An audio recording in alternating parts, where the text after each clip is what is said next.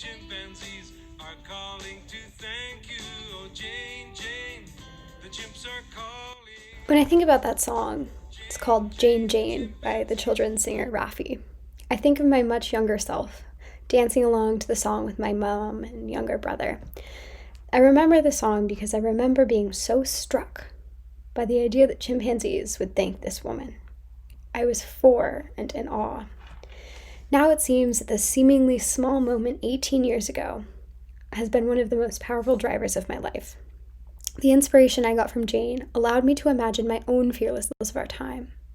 To hope is to imagine, to fuel that imagination, to cultivate it and nurture it into something real. We cannot think about the future without imagining it, and hope is what connects our imagined futures to our present realities. It is necessary for change. Hi everyone, I'm Julia Jackson, and this is my Hopecast.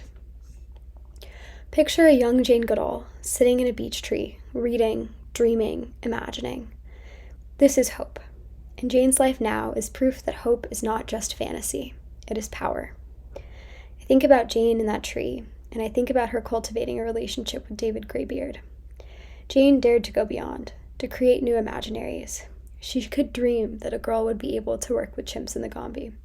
She could imagine and make real a relationship with animals that recognize their own individuality, that recognize their feelings and thoughts. I think this is why I'm so drawn to Jane's story. It's about so much more than her. Her hopes are for every girl that has dared to dream, every person who has crossed boundaries and thought beyond social confines. Her reasons for hope speak to us all.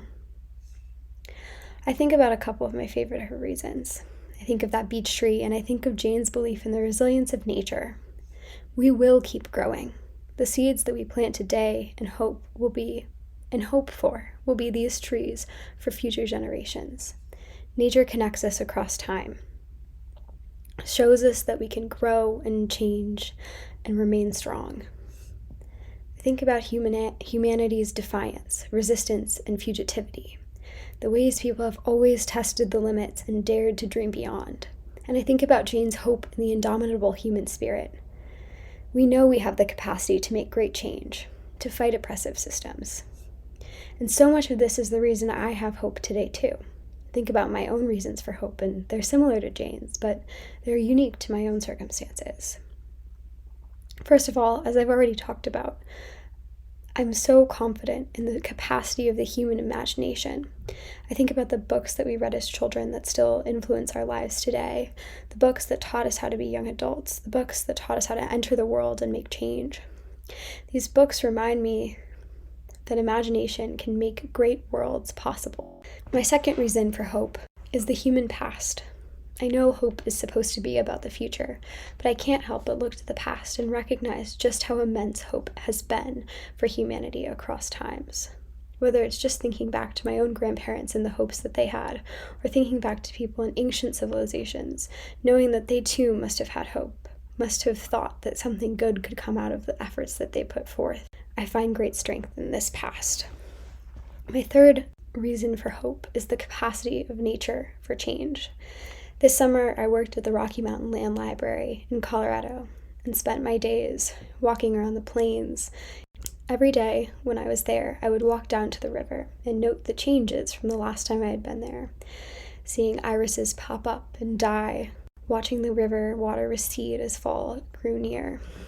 This reminds me that we live in cycles, that we always know something will come out of death, something will come out of life. There's hope in that. My final reason for hope is our ability to cultivate relationships.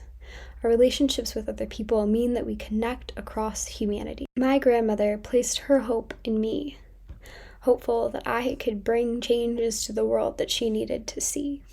It's that connection that keeps me believing in all of our human capacity for hope, whether it's in ourselves or in another person. Maintaining hope comes in many ways through these relationships. We have to practice it.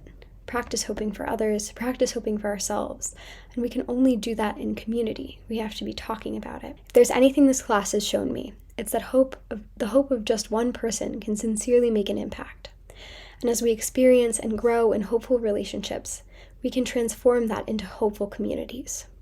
Hopeful communities can overcome the hardship inherent in life. As Jane puts it, hope does not deny the evil, but is a response to it. Responding to evil is what accountability looks like to me. Bad things will happen. We live in a ruptured, unequal, and deeply hurting world, and we cannot change these wounded histories. But when we take accountability for our actions, we involve ourselves in the making of just, accountable communities, drawing on the necessary collective to create cycles of hope. Places where people aren't left out, are given the tools they need to hope, to imagine. Mallory and I touched on this in our interview, and she says it far better than me. Because hope is not an individual thing. Like, you can't have just one person hoping or like doing the work in order to make that hope come to fruition without burnout or just losing hope in the end, because you need the collective in order to really bounce hope off of other people too. We cannot live individual lives unaffected by those around us.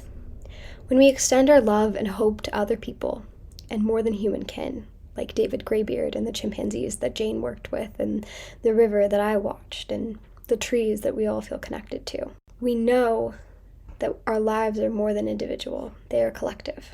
I thank this class for reminding me of that. All I need to remember is the vast imagination of my 4-year-old self in order to remember that hope is always possible at every life stage. And to my future self, I hope that she remembers to listen to the stories and songs that make her heart feel at home. Remembers to stay around the people and the stories who feed her imagination. Those are what give me hope. Those are what will give me hope. And those are what have given me hope. Thank you all for listening.